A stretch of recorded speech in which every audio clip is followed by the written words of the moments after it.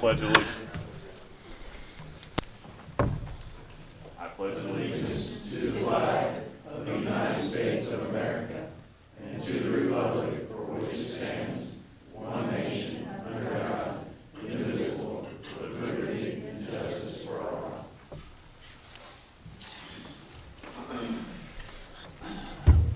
I've verified we have all board members to virtual. The rest of the board members are here, so we'll open the meeting. First on the agenda is the 2020-2021 school calendar update, and Mr. Acton will update us on that. Yeah, today we're going to ask, recommend the board consider a calendar adjustment for this school year.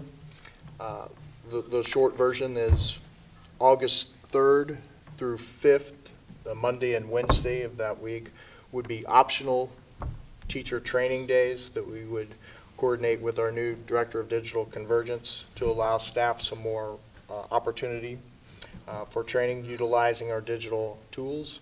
August 6th and 7th, the Thursday and Friday of that week, would then transition to the teacher work days, and our first student day would move from the Thursday to August 10th, the Monday of that week, which would be the first student day. Also, we would recommend that on October 16th, which was originally scheduled as an e-learning day, that would turn into a regular school day, with the assumption that there may be some already e-learning days that transpire for the first semester. We're only recommending a change for the first semester only with our calendar. We'll monitor what COVID impact is and recommendations from health officials for the second semester. But those are our recommendations for consideration for adjustments to the first semester calendar. Becky and Erica, did you guys hear that clearly? Do you want me to read those off to you? I heard everything. I heard everything too. Okay.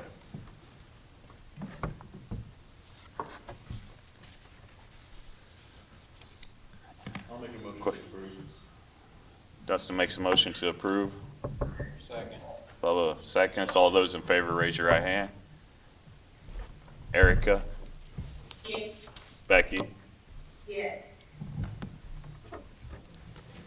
Second item on the agenda is return to school, changing conditions. First thing we'll offer is who is signed up to speak. Pam, you want to say Pam? I'll just back up. Susie? Yes, I do the special needs, and none of those students will wear a mask. Now, part of them go over to West Washington, so, and then I have some that, go to Salem. So, what is going to be the rule there? Now, most of my students, as it is right now, I can keep, apart, is because they can't sit with anybody anyway. Mm-hmm. But none of them that I haul will wear a mask. Mr. Acton's going to address some of those questions. Each one of your questions is going to require, they're unique problems, and they're going to require some unique solutions. So really what I need today from each of you is I asked Dee Dee to pass along, tell me what the issues are, so then we can go through these. The requirements to ride a bus will be wearing a mask. We'll have to work individually with the students and with the parents to sort through these aspects. This isn't our rule or our requirement. This is from the Washington County Health Department, from Dr. Morgan. So to ride the bus, this is the requirement. So we'll work with the individual student and parent. We're going to be asking parents a lot for who parents can provide transportation for their students. We're going to need a lot of help with this, but so knowing which individual students are on your particular bus, I'll work with Ms. Zink on this, and then we'll start working that with individual communications. So you want all the students' names? Well, we got that. Okay, okay. And I think what he wants to, so any questions that all bus drivers have, go ahead and address those today so that he has those so he can start working on it with Dee Dee, a plan of action to address those to keep everyone healthy and safe. Okay. So if you haven't signed up and you have something that you would like to say that it's going to affect your bus route, it's going to affect you personally, we welcome you to bring that up. If you don't say it here, you don't know, so. You want me to keep going down the list? Yes. Can I comment on that real Go quick? ahead, Rob. And just with, as we talked a little bit about in the last meeting, realize that this is uncharted territory for all of us. We're at a place where we would rather not to be, but it's the reality. So we'll, we have guidelines that are set, in some cases mandated, recommended, whatever the case may be, from various governmental entities. We have to follow that, to Mr. Acton's point. But we do have some flexibility in some of these. So it's not going to be comfortable for a lot of people. And we recognize that and understand that. And so just bear with us as we work through this with the utmost objective being the safety of all of our employees, as well as the students and staff members, et cetera, et cetera. So. Can I ask a question? Yes.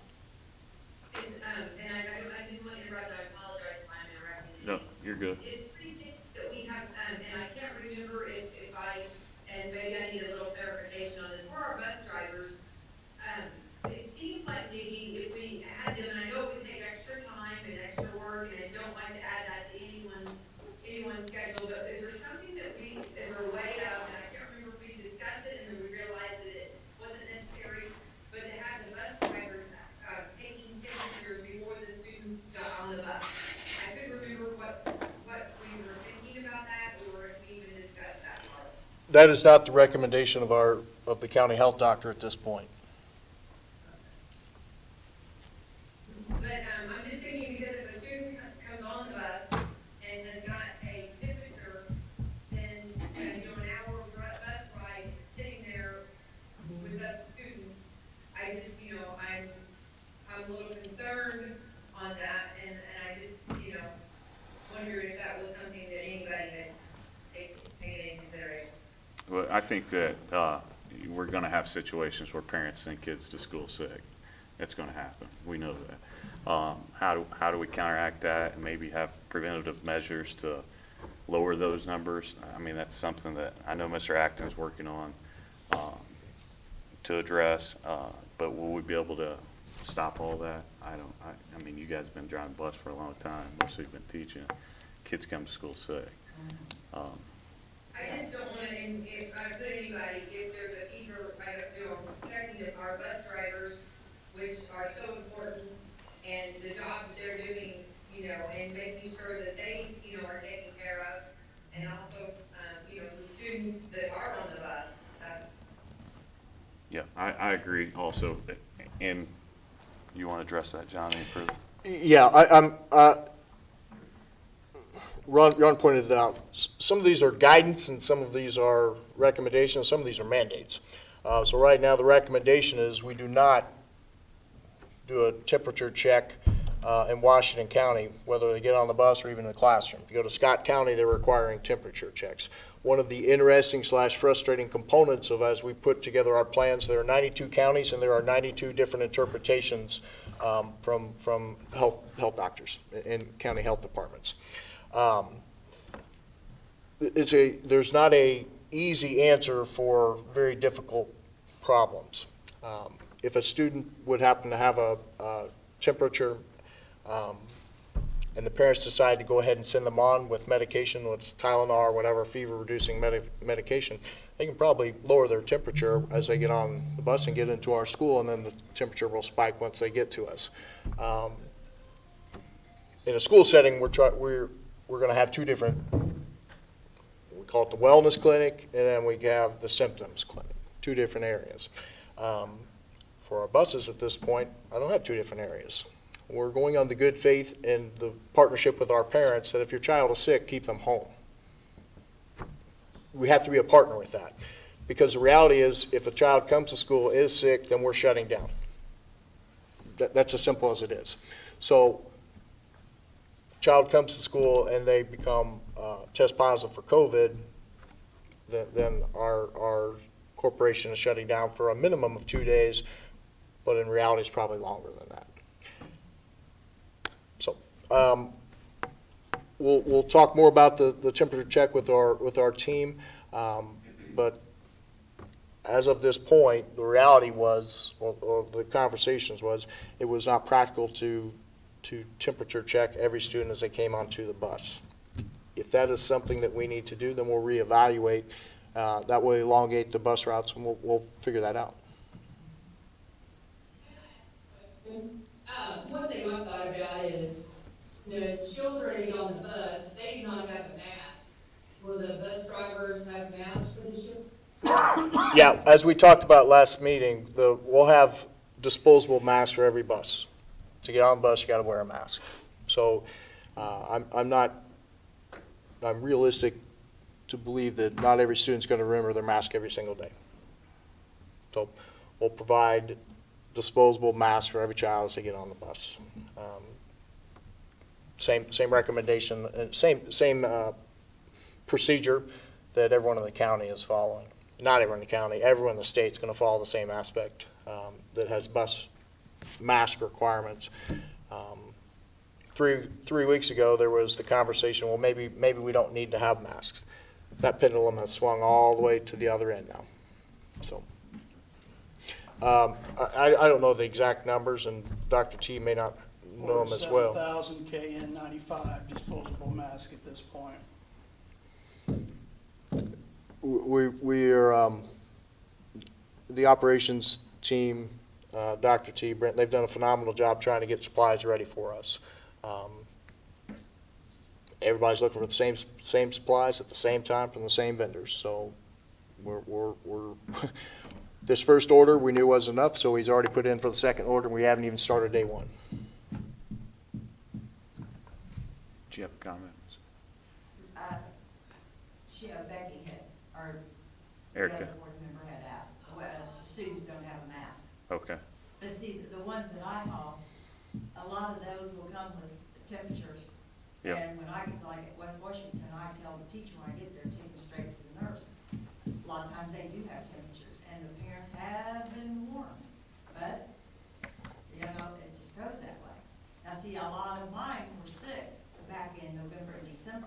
A lot of them had the cough, the respiratory. A couple of them were out for a couple of months. It was bad on there.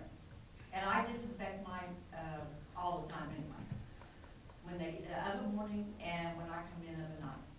I spray my seats and I clear the windows off because they mess my windows.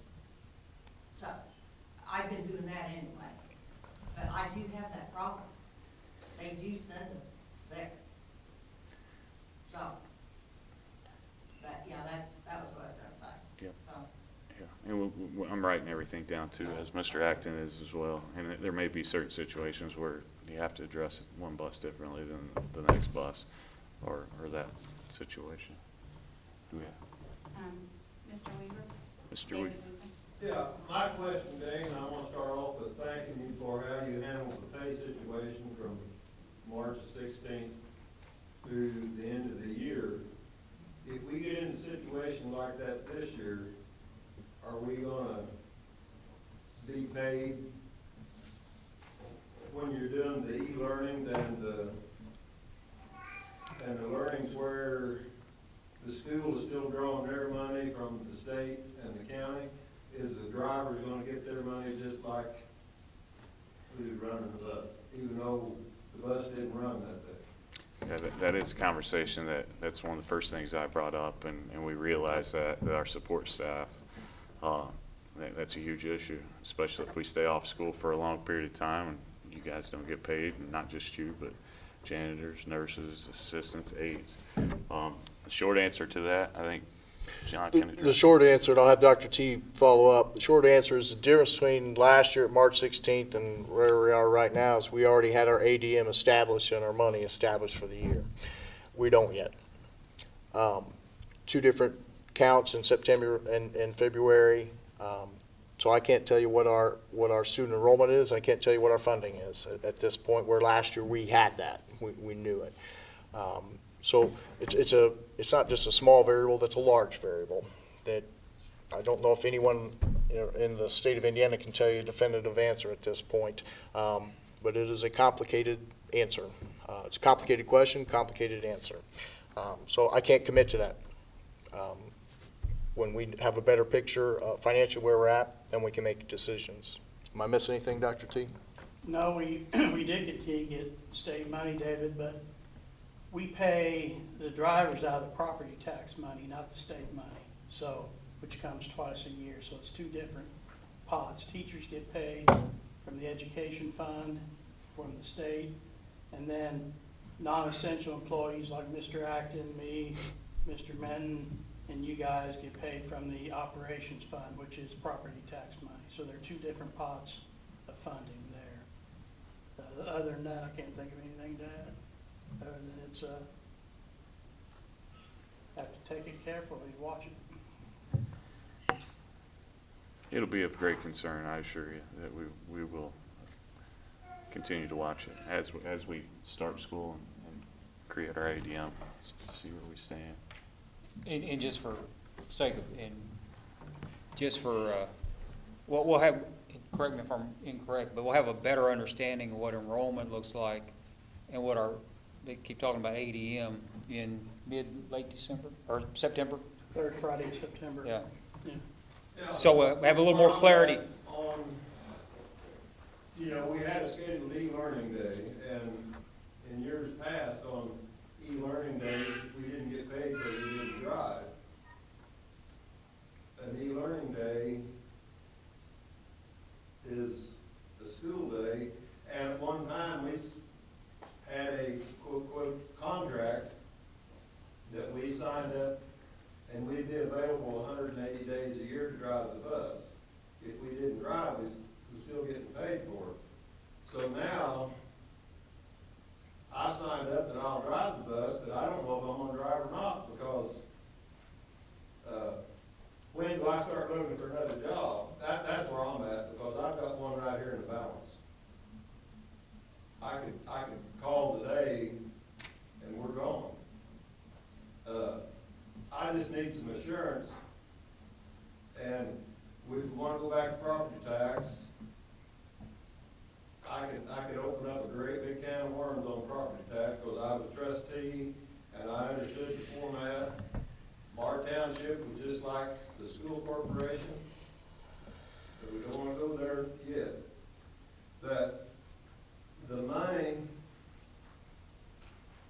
the 15,000 or whatever a bus driver, 13, whatever they make per year, is one thing, but if we're trying to budget our lives on that 13,000, do I need to start looking to have that other job and then put you in jeopardy when I wasn't driving, I knew I wasn't gonna drive Monday and Tuesday, and I took this job out on Sunday, and I don't get back until Thursday morning? What are you gonna be saying to me? Where are you at? We needed you here. Well, I didn't have a job, and I took this other one out to fill in the gap. That's where I'm at. I mean, Sure. there's a gap in there that's gotta get filled in, to where we've got some assurance that we're gonna get 13 or 12 or 15,000, whatever it was. I'd like the state to give me the same assurance in 21-22 that we're gonna get at least as much or more funding than we're getting right now too. So I understand what you're saying. Part of the problem is, I think there's just a lot of unknowns right now. I mean, everything, it changes hour to hour, day to day, on what's gonna happen. And I think, Mr. Acton and Dr. Thurston can attest to that. As things have went along and we're trying to plan for the school year to start, things have changed, like I said, on a daily basis. So with the unknowns right now, we really don't have an answer for you about how that's gonna happen. We're just proceeding as we can and trying to do what's best for everyone. And we value all of our people, you know, from the teachers. That's obvious by what we did when school did let out in March, and you know, paid our support staff all the way through the end of the year. I think that, you know, you're very valued people, and we have to have you. But right now, we just don't have those answers, you know, not knowing exactly what's gonna happen going forward. So, you know, as soon as we get that information, I'm sure those will be the answers that we'll try to answer at that time. And given those, I mean, if the funds are there, we're gonna pay you. I mean, as a board, we support you. I mean, that's what we're here to do. But given what Mr. Acton and Dr. Thurston are dealing with, I mean, we can't overpromise something that they can't assure us about either. So, but should those funds be there, and I know Dr. Thurston will be the first to make sure, but we definitely will stand behind you. But getting to that point, everything's changing every day. Not just for you guys, but for everyone. So we'll continue to monitor it. I understand your concern. Everybody needs a job. You got to have a job. So we'll stay on it. We talk. We don't just have meetings every other week. We talk daily, messaging back and forth. So ever since March when school shut out. So we definitely will stay apprised of the situation. And if the funds are there, you definitely will be paid. Yep. Another conversation. Bill Ackerman, Bill. You just code off and back clean up. okay, Patty Hamilton, Same, you've covered everything I was here. Tina Sorrells, Okay, I'm not a public speaker, I'll just tell you that right off. But I do have a list of questions. I drove for the corporation, this will be my 15th year. I know there's lots of people that drove longer, there's a lot of people that have drove less, I'm just kind of there in the middle. I kind of have a list of questions, and I kind of went over it with some of these, and we kind of talked over the weekend with what some of the current concerns are, and I know you guys have addressed or tried to a lot of them, so I may repeat as I go down my list. But the first thing I want to do, I want to thank you, as David did. I think as a whole, the drivers would say that we appreciated what was done for us last March with the pay. Some of us drive because we need it, and some of us drive because we love it, some of us just drive. The average age of our school bus drivers, if I'm not mistaken, is 64 years old. We were short before COVID, and COVID has done us no favors, as you know. I don't know what the answer is, as you don't, but I also know there's a lot of us sitting here that are still on the verge of whether we drive or whether we don't drive, just based on our concerns with family, with jobs. You know, my mom's 84. She has two sisters that are 82 and 80 that I have guardianship of. I have a business. I have a family. Without some questions being answered, and I know some of these you can't give a definitive answer, but we've always been considered non-essential personnel, always. But really, we are more essential than most everybody else. Tina, the state considers you non-essential, not us. Well, that may be, but that's all we get, Okay. that's what we hear. Just want to is we're clarify that. non-essential. Yeah, well, I am too, non-essential. Yeah. I Well, just want to I'm good, clarify. I don't care if I am or not, you know, but it I just, think you're if you essential. want us to be essential, you need to kind of know that we're down there sometimes. And I know people are busy, but a lot of these guys don't even know half the drivers that are here, the history. First time we've met Mr. Acton since he's been here. Nothing against him, I know you had your plates full. I'm just saying that for us to all to work cohesive, we all need to be involved throughout the process, even though it may seem menial to some, it's not to us. And so my questions, one was the temperature checks, because I don't understand, and I know this is a mandate, but why would you let a sick kid on the bus in a sandwich box with all these other children, and they be sick, and you not find out till you get to school? Because if that kid is sick, because this kind of leads into all my questions off and on. How do you determine they're sick, they go home, okay? So does that, if they have COVID, does that shut the whole school down? Or does that just quarantine us, that bus, those kids, those families for X amount of days? Do you know? Yeah, if a child is test positive COVID because of our proximity, because of the contact tracing, Because of siblings, families, the likelihood of our school corporation being totally shut down is pretty high. And do you know how long that would? 2 to 5 days, but it could be longer.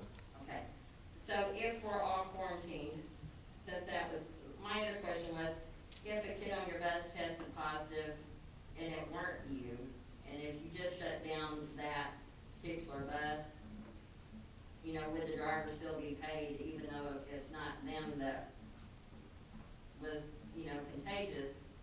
But yet, you're gonna have to be down for, I don't know, I don't, you know, 72 hours or 2 weeks. That was a concern that a lot of the drivers had. You know, and I know it may take longer, and I know it may cost more, and here we are with this, but if you're gonna re-enter the school system, you almost need a monitor for each of these buses that can help make sure that the kids keep their hands off the window, that the kids keep their mask on, that you don't have people sitting where they're not supposed to be sitting, because the driver's responsibility is to drive. I don't know how much else you want them to be able to do and concentrate effectively to get this to happen. If you had a monitor, and I know they're hard to find, nobody wants to do it, but they can make sure the child could help the driver, make sure the child maybe could do temperature checks, it would help with that, could help maintain the distance, because apparently we're not gonna social distance on the school bus. Correct? The recommendation is the kids sit in seating charts via their families.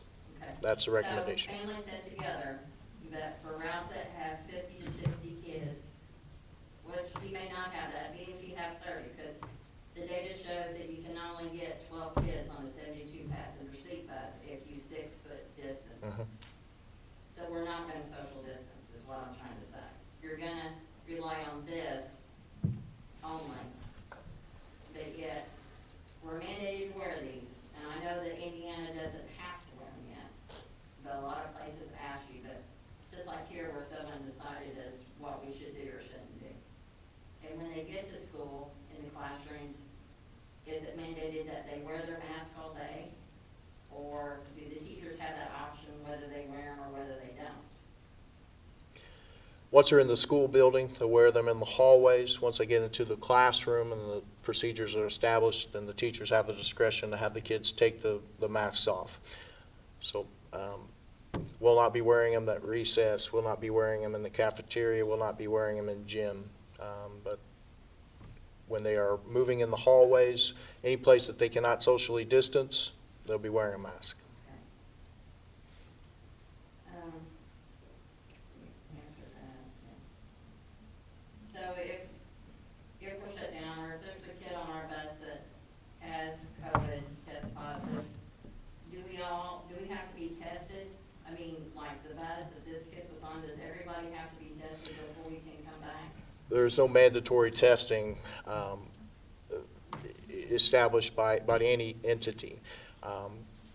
The amount of time that the corporation would shut down, depending upon your individual, if you show symptoms, then there's a protocol of what we would need to do for you. But we cannot mandate anyone be tested. One, it's my understanding that in Washington County, there are only 10 tests a week. Is this correct? That's correct. Okay, one of the recommendations or mandates for our plan was for the children when they load to load from back to front. Can you explain that? Because unless we're unloading or loading all high school, middle school, and elementary, as they exit, they're still gonna have contact and they're still gonna pass. I'm not understanding the back to front thing. I think the original interpretation or idea was you load up back so you don't have that contact, or try to minimize the contact.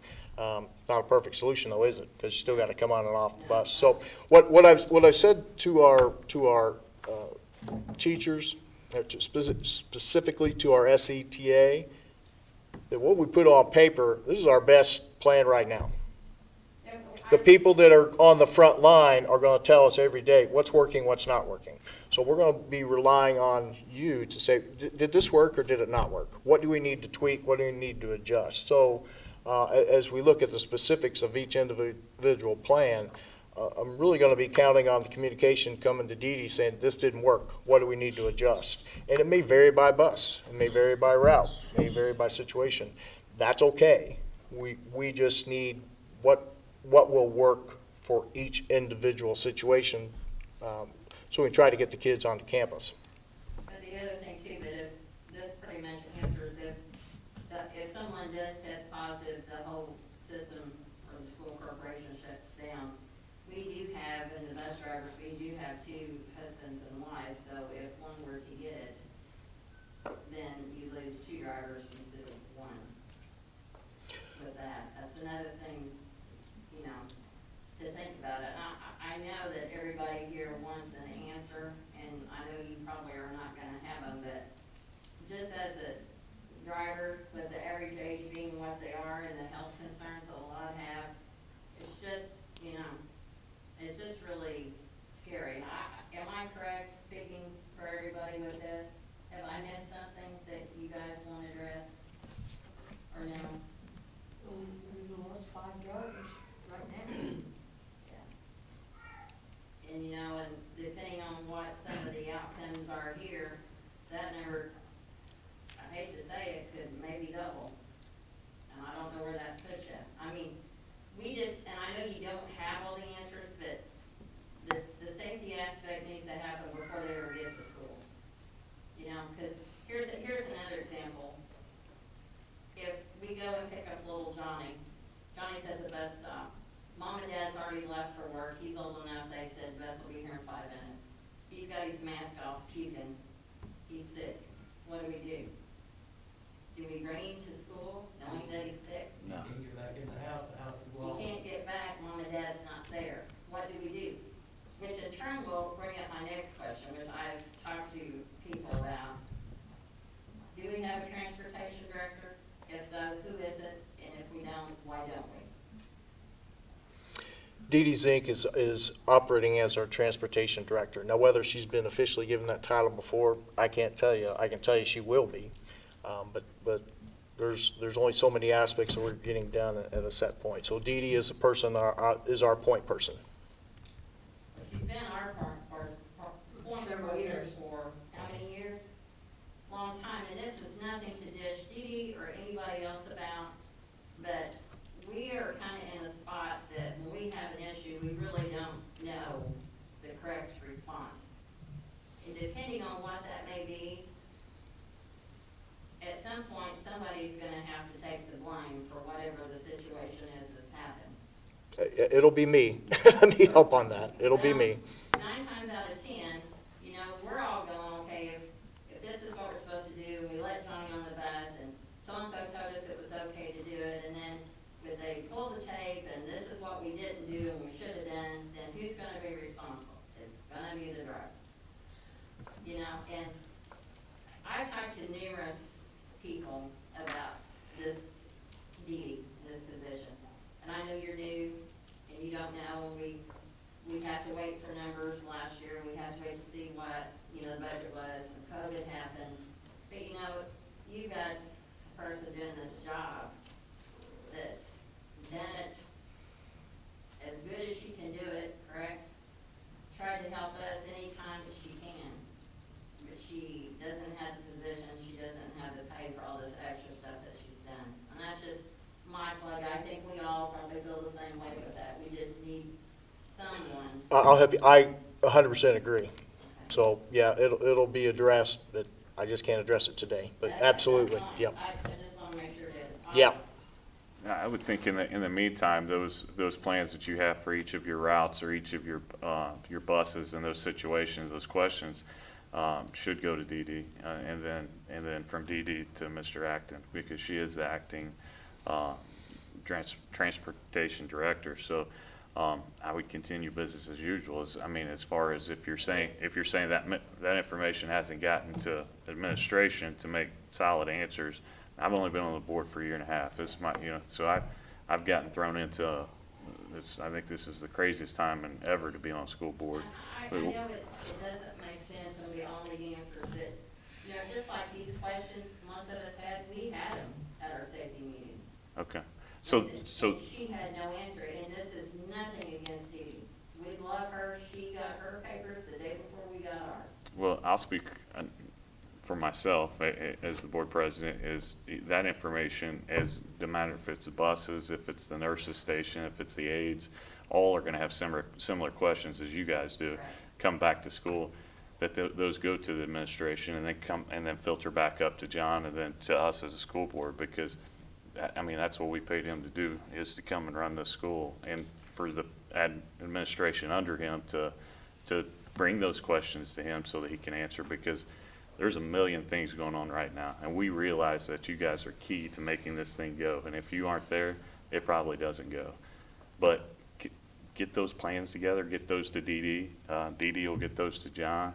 And if it's something that the board needs to address, we will. But if it's something, John, I mean, that we have people in place, Brent and Dr. Thurston as well, to help facilitate those, so that maybe each and every one of you have your own, practice plan as far as what you're doing is letting them on the bus. And we realize there's going to be some parents that aren't there, kids aren't going to be able to get back in their house or whatnot. So we got to figure out how do we attack that as a school corporation. And I don't know that we do. You know, one example, there's, Yeah. you know, Yeah. tons of them. But we're here for you. I assure you that. We're here for Dee Dee. And that as that evolves, John will take care of that. And Yeah, I want to make sure I'm hearing I've got down 4 major concerns. If I'm missing one, please let me know. Temperature checks, that kind of goes along with the sick kids getting on the bus. Bus monitors, potential concern, and pay. Am I missing something? And I know there are more signed up, but I want to make sure that these are the questions that I have, that when we leave this meeting, that Dr. Thurston, Mr. Minton, and I will sit in the office and start working on. What I've said consistently, there are impossible questions that we have to come up with impossible answers. That's the reality. Doesn't matter what component of education moving forward. I just texted to my wife before this meeting. One solution creates another, several unforeseen situations that we didn't anticipate. Every decision is creating that. Each one of these, we'll figure out an answer, and it's going to lead to something else. We'll keep working it. You keep working the process, you keep working on the problems, you keep doing what you can do, because our job is not just to protect kids, our job is to protect the adults. It's in the same breath. I guess I'm old school in that. The schools don't happen without adults. So how we work together to figure out the solutions, we will. But I appreciate you telling me some of these aspects, because if I don't know, I don't know. Are there more? So we can work on We these. have someone else signed up to speak. who's that? Derek Bennett. Terry. Hi. Hey.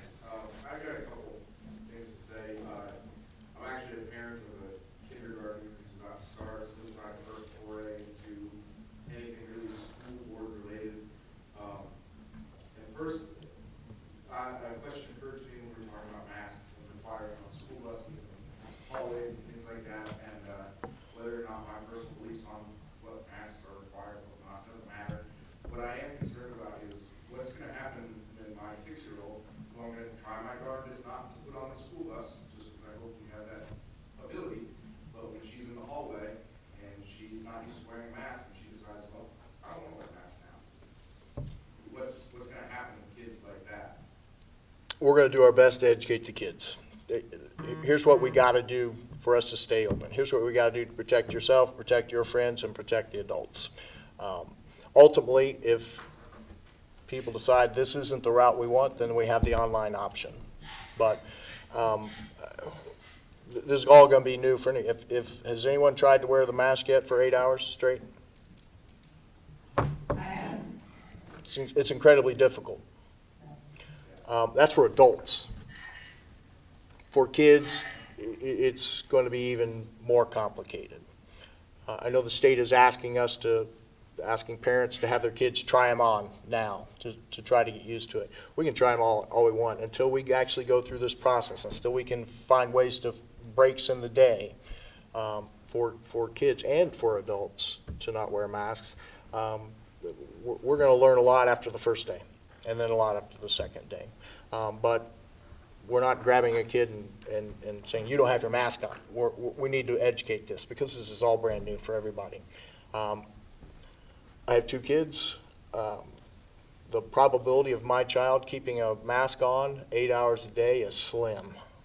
You know, it's going to fall off. It doesn't matter.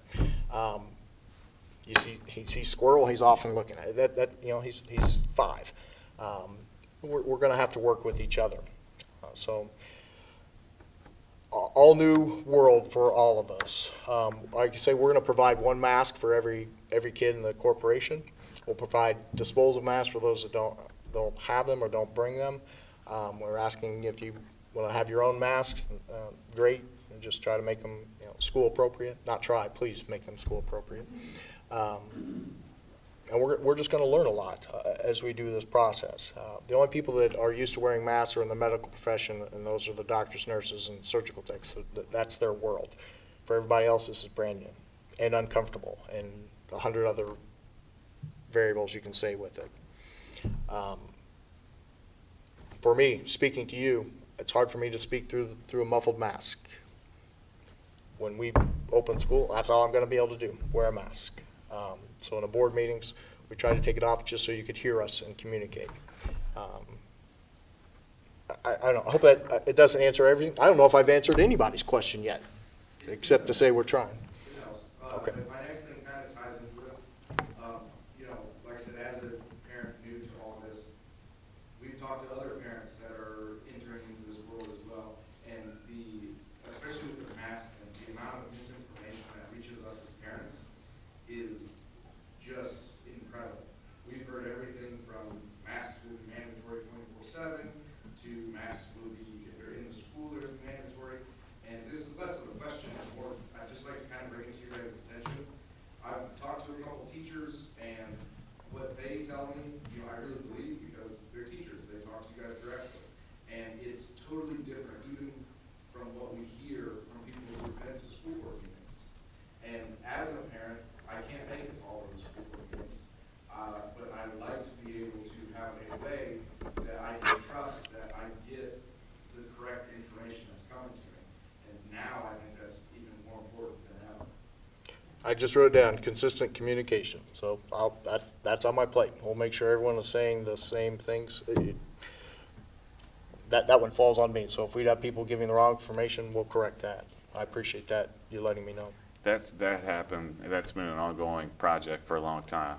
So you would like to be able to click onto a website and learn and see those reentry plans, stuff of, yeah, so the Lions Network where we're streaming now, Becky usually streams as well. We posted the reentry plan. We went out and got this guy who is our online academy person. We stole him from another school. We didn't steal him, we're actually paying him, but he's here. So we've created different opportunities for parents that are unsettled as to which direction they want to go. With his help, and we're starting to see that clear picture for information that you can see. That being said, you know, I like the Facebook page, Salem Community Schools Facebook. I had no idea about this Gotcha. online community. Yep. And I haven't been there, obviously, but I think what would be really cool is, you know, as you said earlier, it's changing minute by minute. You know, we could leave this building and everything could be totally different. Well, if it's changing by minute by minute, then let's let the parents know as well. You know, there's no reason we can't update Sure. the webpage. Sure, so on the webpage, and it doesn't sound like, again, it's communication, how do we keep directing people to the sources where you can find the information? On the webpage, it's kind of Salem Community Schools webpage.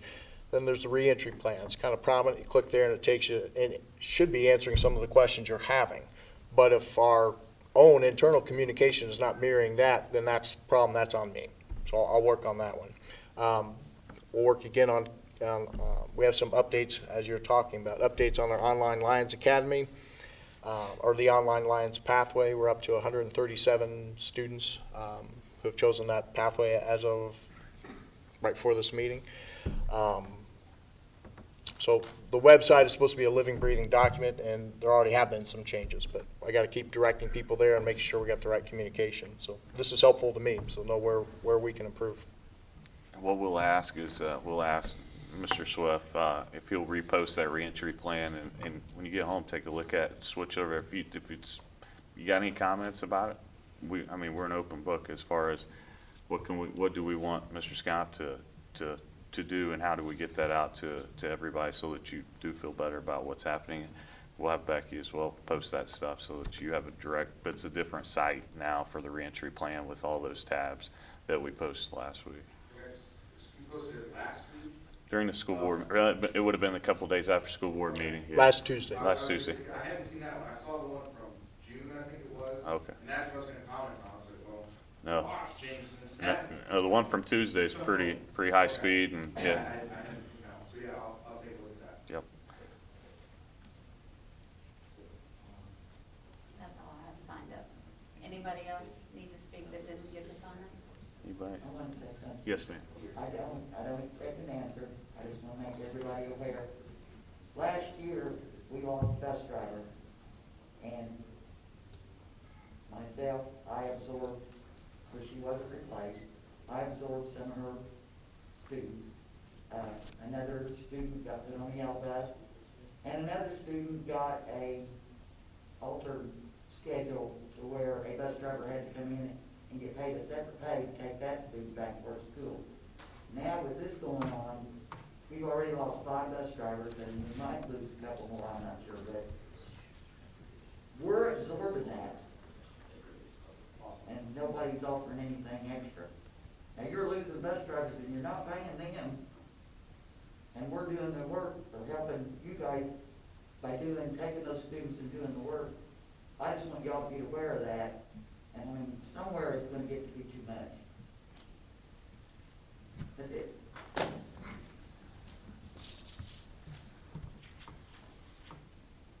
We realize that, and in March, that's, we made a decision to pay every non-essential person through the end of the year. And as this transpires through this next year, it's just like the plans on getting information out. We'll adjust with the numbers of Dr. Thurston and Mr. Acton to better have a plan going forward. Mr. Acton? I'd like to finish up with this one here too. When it comes to recruiting bus drivers, it's almost too late to train a bus driver for this year. With everything they have to go through, and a lot of the testing facilities is down because of the COVID. What are your plans to maybe try to recruit bus drivers that may already hold licenses? So since I've been on the board, I've been one of the biggest bus driver recruiters I've talked to everybody run into anymore. I ask them if they have a bus license. Mr. Malloy is a bus driver, thankful to me talking him into to help out. And there may be other opportunities as well, but I know Mr. Acton's gonna put together some stuff for I that. know we have job fairs and things like that. We need to have something, Here's where you can help. How many know somebody, I need show of hand, how many know somebody that's a potential candidate Potential candidate. to drive? It's just really hard for anyone, even a driver, to get somebody else even interested, because the process is huge to go through and get this license for a part-time job. and it's not a full-time job. And it's You not a know, for full-time most people, job. it's a full-time requirement, but it's not a full-time job. I understand. Those people cannot make a living, as far as it is for supplemental, or people that want to work part-time, but yet you have to be there full-time. So, that limits the, Sure. the advantage of drawing people in. So, we need to maybe, do some social media, platforms or something, that we're not reaching through, radio, or through newspapers. We need to do something social media and draw some attention. And there may be people that's driving in other communities that don't feel safe in those communities, that may want to come to a smaller community and drive a bus. No, those are great suggestions. Reason why I ask who knows someone direct, because they're gonna get a direct contact from us this week. I know a lady got halfway through and she can't finish because she's the time limit and situation, she can't finish doing her protocol on it. So if, as you're thinking tonight, or you leave, if someone pops in your head, please contact Dee Dee, and they'll get a direct contact from us. We'll hit the social media, we'll do however we need to promote, we will, but it's kind of like sales, right? If you know that person who to contact, they're the first person we want to try to hit. You tell us and we'll reach out. us working on social media, that's an easy one. We can put that out within 5 minutes after this meeting's over. But having that direct personal connection, that's where we could use your assistance on. The big thing there is too, is that usually people hire people that, I mean, teachers acquire teachers. When they hear it from a school board member that we want you to drive a bus, then it's not really, but if they hear it from another bus driver and they can ask you questions of what you do, how you do it, what's your timeline, stuff of that nature, you really are best recruiters. It's not us, it's you guys. You know people out there in this community who that will fit and who it won't.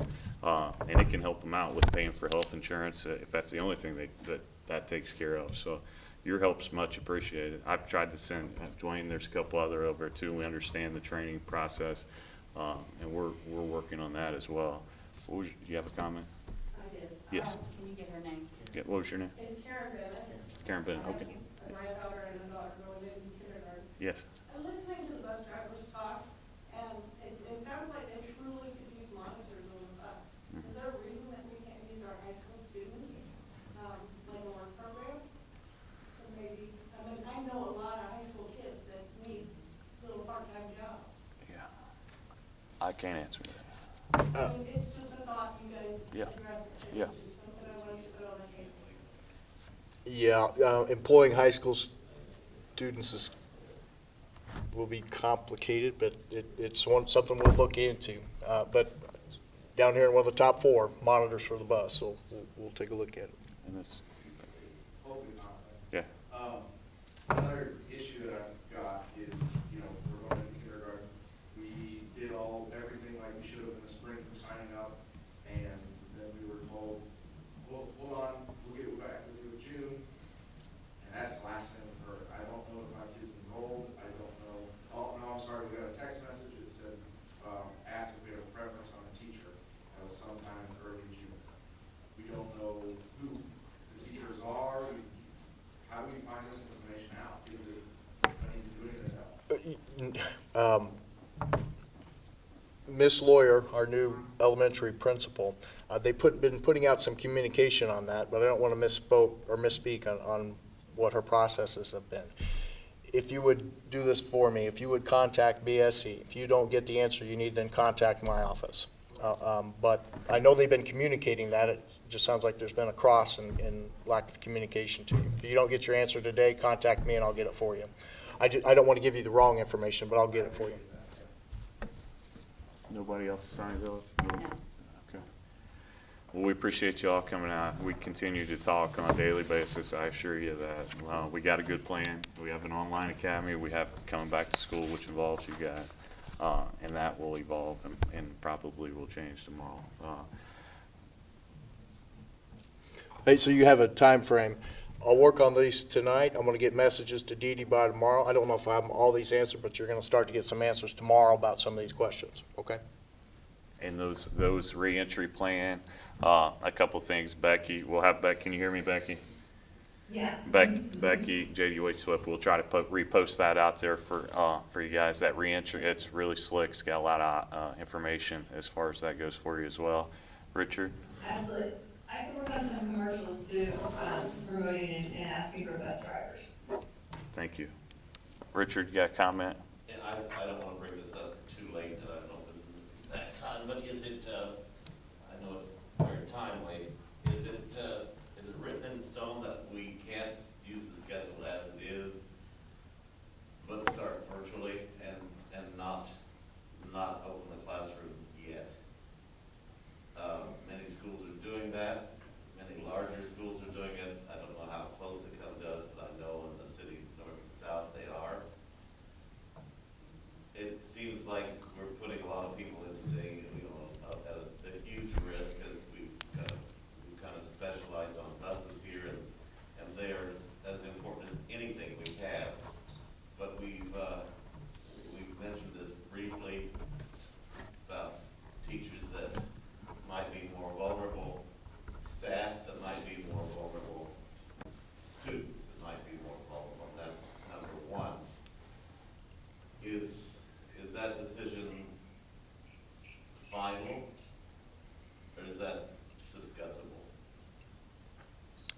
let me take this one. I think everything is now fluid, as we talked about. Our plan that we put out last Monday, as soon as we voted yes, conditions were changing during that board meeting.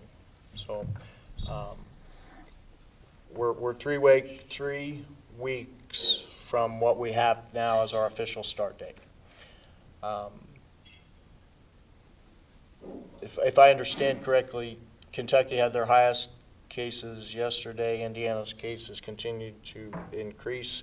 The variances on how schools are opening changes by community. Some are in person 5 days a week, as we are attempting to do. Some have gone a straight virtual approach. Some have gone a hybrid approach.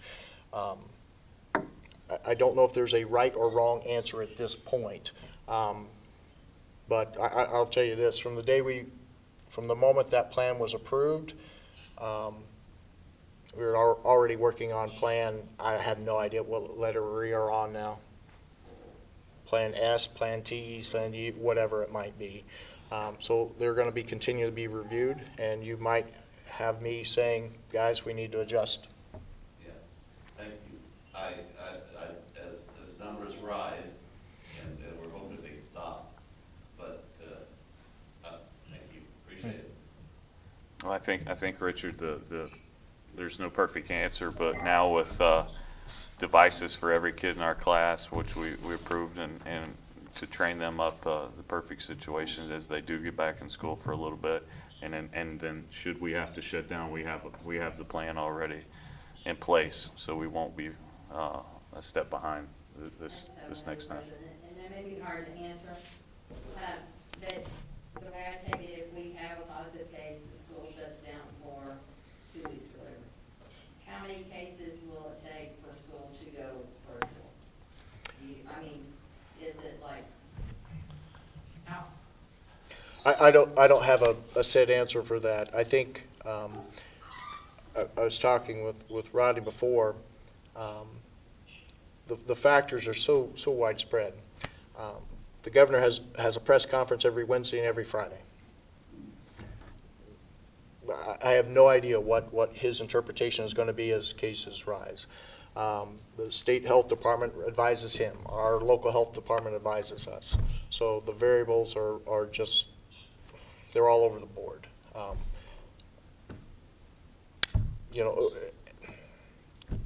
I don't have the definitive answer, except to say we've already been working on the plans of how quickly do you have to pivot. We pivoted in less than 24 hours last spring. We can't pivot the same way. So we've tried to, in the snap of our fingers, create a K through 12 one-to-one device opportunity for all of our kids. But they don't have them yet. How do we get to them if conditions worsen quickly? How do we get everyone trained on that? That's why we hired Mr. Scomp here to assist us. So added some programming that we think will allow our kids to have much more success than what we were doing last spring, and that was nobody's fault. It was just figure this out as you go. So if the governor makes an executive order and says schools are shut down, we're shut down. Right now, that order does not exist. So every school is trying to make the decisions best for their kids, their school, their community. And as I said, there are 92 counties, and there are 92 interpretations of how things operate at this point. There's good and bad with having that individuality. There's not a blanket decision for everybody, because what's happening in Marion County is not what's happening in Washington County. But one person sick with COVID is one person sick with COVID, and it has a dramatic impact just not on that individual, but their family and their extended family, and that web continues to grow. So we have to monitor our individual cases, which have gone up just 2, I believe. But again, it's all your interpretation, right? If it's you or your family, that's 100% impact on you and your family. By the time I get back to the office, something will have changed. I guarantee that. That's how this is operated. I think, though, that also to answer your question is if Mr. Acton feels like it's unsafe and we start school, we have the ability to pivot based on his recommendation. and with Mr. Scott to go into a virtual setting. So I don't think there's a specific number unless the governor says you're shut down, but I don't think Mr. Acton's gonna let us get to a situation where it's unsafe and then make that decision, so. And I appreciate that, but, we're looking, if we have one kid and we're down for 2 weeks, and then we start back, and then the next week we have another kid, so we're down for 2 more weeks, takes us a month to get a check, from the driver's standpoint. Mhm. So if we're down for, we're hanging on, to try to get through this, but we could be hanging on for nothing. Yeah. You understand where I'm Yep, trying to we go with that? definitely, that's, when me and Mr. Acton last year, when we knew we were having conversations nightly about this is probably gonna go, we're probably gonna have shut down. And one of the first things we discussed was paying our non-essential people, so that affected not just our students, but our communities. So that is at the forefront. This is our money guy here. He knows. I just think from everybody's standpoint, whether they're counting on this to get them through or not, it kind of, just with not even knowing the number, but trying to visualize ourselves, like each of our situations are different, with that. Yep. If maybe we need to go ahead and look for something else to be ready for when this shuts down, that we'll already have another job. It's like David said, that could become the priority and this become the secondary. Yeah, and if it was me, if I was driving a bus, the first thing I would look at is my own personal plan, is how can I get kids to school the safest on my route every day.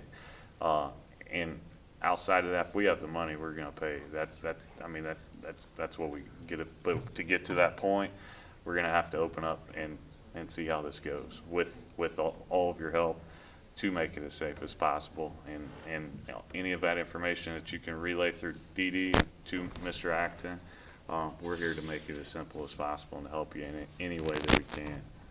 So with that, I hope we've answered all your questions. We don't plan to have another special meeting until our regular meeting in August, banning something changes. So we appreciate you coming out. Any board members have any closing comments? Outside. Dustin? Bubba? Ron? Grant? Mr. Acton? Mr. Thurston? Mr. Acton, anything final? No, I appreciate you guys coming out in the middle of the day, and I appreciate you expressing your concerns plus passing along information. The only way we can solve them is if we know some of the issues. So I sincerely appreciate it, and I'll work on it as fast as we can. Like I said, you'll have some information by tomorrow. It may not be everything you want, but you'll have some information by tomorrow. Becky, Erica, do you have anything before we close? I've got a bit. Can I get a motion? I'll make a motion. Bubba makes a motion to close the meeting. I'll second. Dustin seconds. All those in favor, raise your hand.